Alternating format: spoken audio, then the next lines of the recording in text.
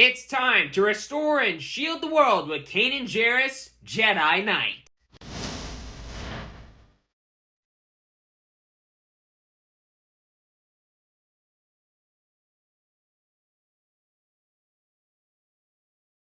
Hello and welcome to the table, and today I am back with a Star Wars Unlimited deck tech video, this time for Legends of the Force and Kanan Jarrus, the Jedi Knight himself. A Vigilance Heroism leader with an action to spend a resource and exhaust him, and give a shield to another creature or specter unit. A very powerful little ability that makes it a lot harder for your opponent to deal with this very aggressive, in addition to blue and white, red strategy. In addition, Kanan Jarrus, once you have 6 resources, flips into a 3/6 shielded unit. Doesn't seem too impressive, but while you control another creature or specter unit, this unit gets +2/+2. So it turns into a 5/8 shielded, which in my opinion is pretty powerful. And there's also, 22 cards that fulfill that requirement in this deck, so there's that too.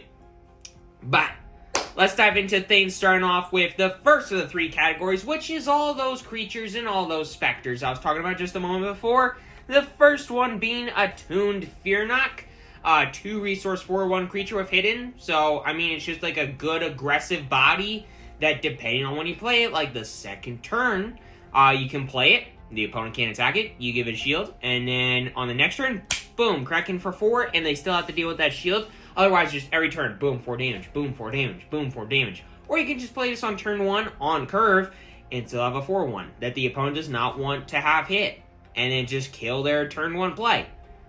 Good things for you. But then there's also Hera, 2 resource, 2/3 restore 1 that pilots for 2, gives a 2/3 restore 1 buff to the thing that you piloted onto.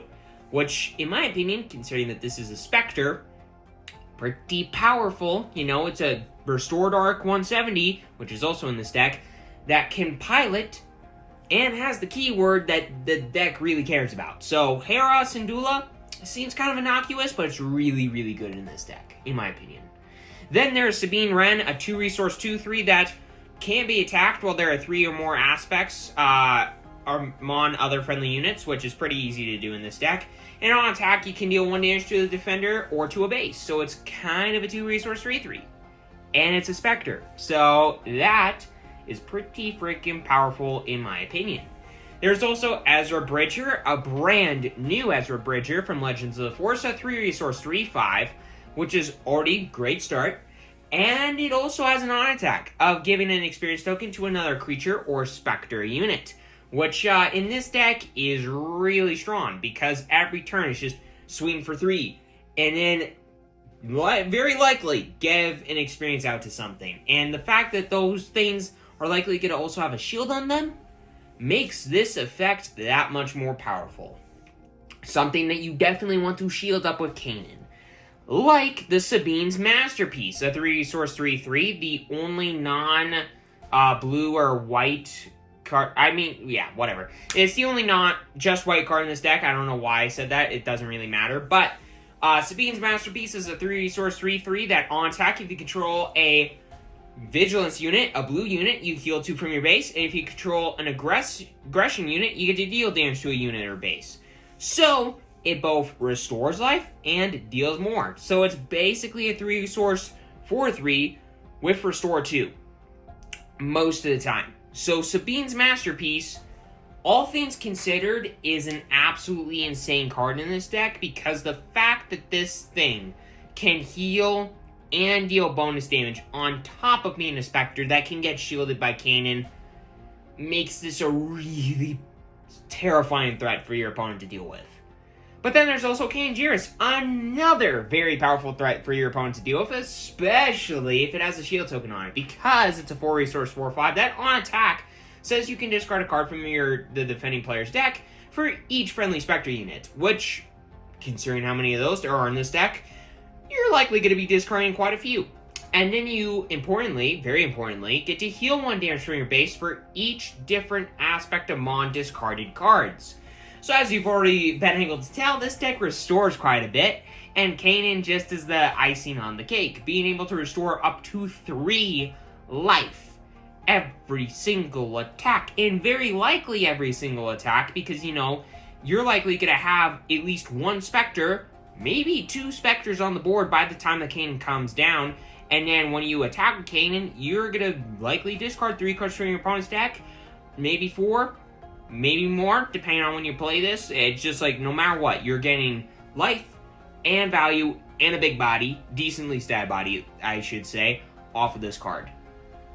It's a good stat body, in my opinion. But then, there is the Ghost.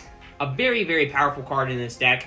A 5 resource 5/6, sorry. That says each other friendly Spectre unit gains this unit's keywords, which doesn't seem too insane off the get-go until you read the next line, which is, while this unit is upgraded, like it having a shield on it, it gains Sentinel.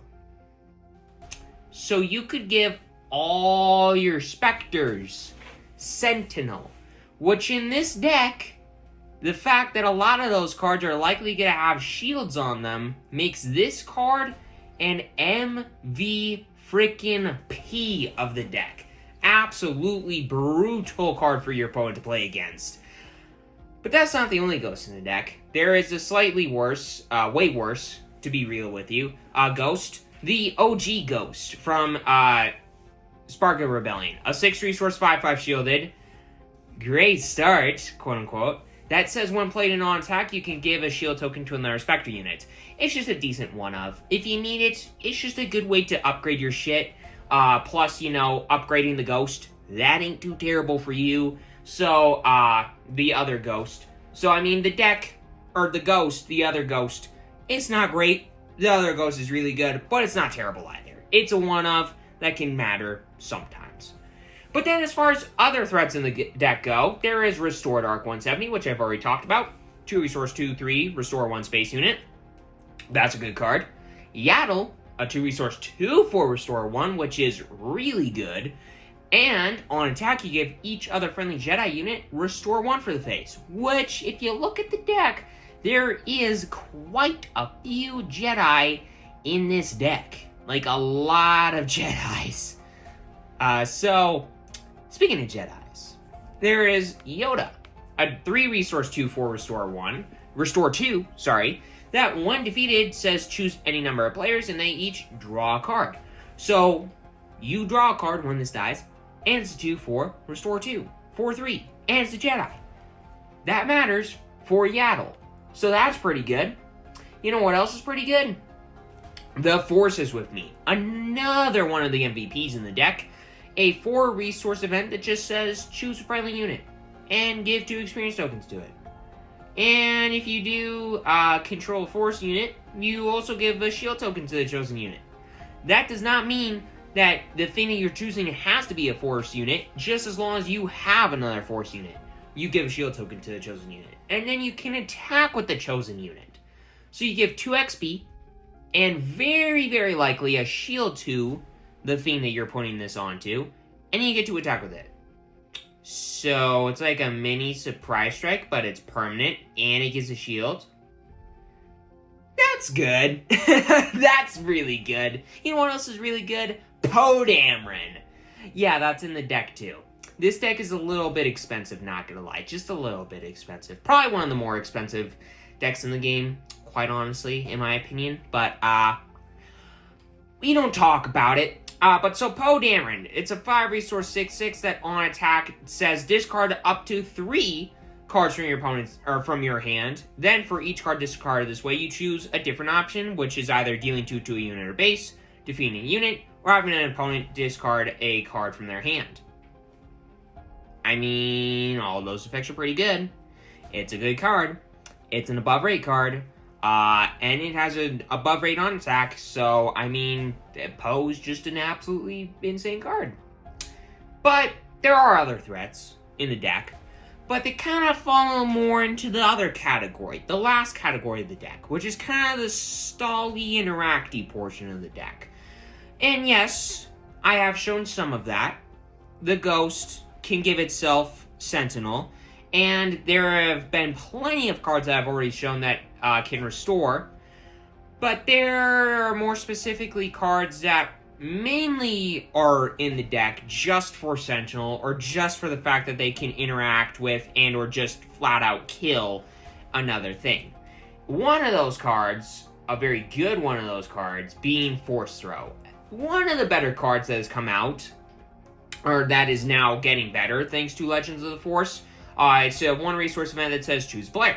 That player discards a card from their hand, which, okay, one resource, make your opponent discard a thing, that's a good start.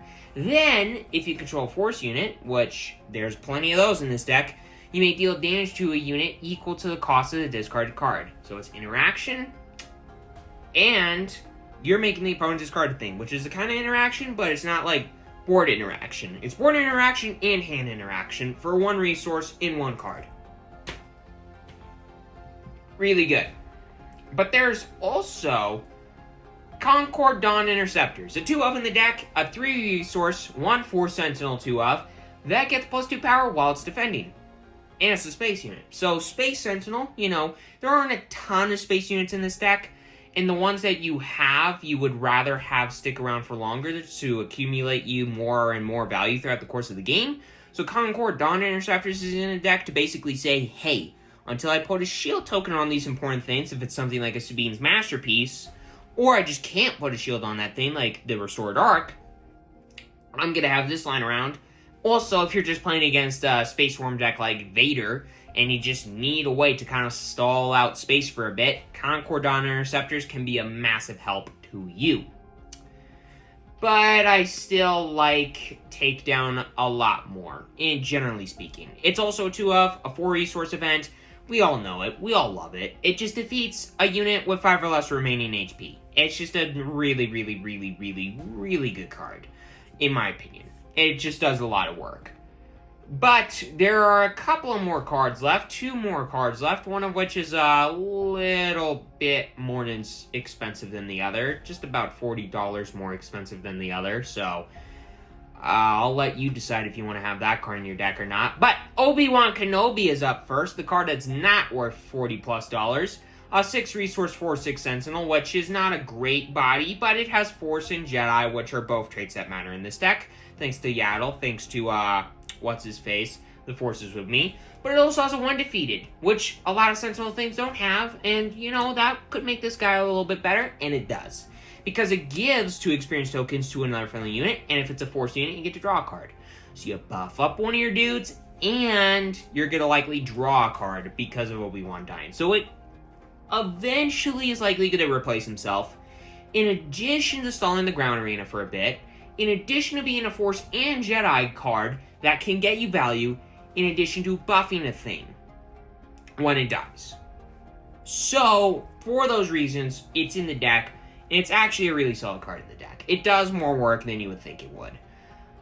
But, a card that does not surprise anybody for doing a ton of work, Luke Skywalker, Jedi Knight.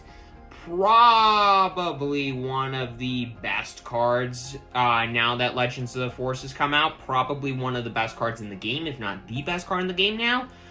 It's a 7 resource, 6/7 restore 3 Force Jedi Rebel. All wonderful things to start off with, but it also has a 1 played of saying give an enemy unit -3/-3 for the phase. Okay, that's decent. And if a friendly unit was defeated this phase, you give that enemy unit -6/-6 for this phase instead. Which is quite a bit more, not gonna lie. And basically, Luke is both a massive restoring body, and that is really good in this deck. You want to talk about ways to stall that are underrated? Restore.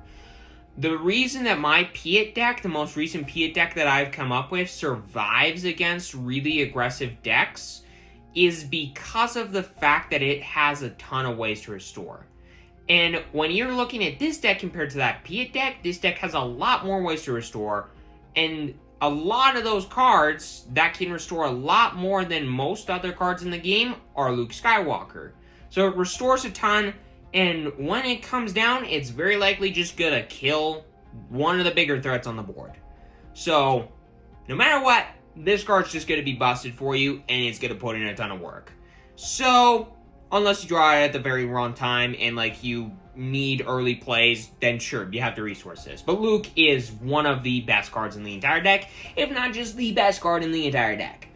But with all that aside, that is Kanan value. That is the restoring, shielding, wonderful boy that has made Spectre Tribal finally show up on the map. But with all that aside, again, I know I'm saying that a lot, but whatever. Hope that you enjoyed this video. Make sure you hit that subscribe button, hit that like button. It's completely free, warm grads. And have a great rest of your day, everybody. And enjoy. Legends of the Force and more deck tech videos coming soon.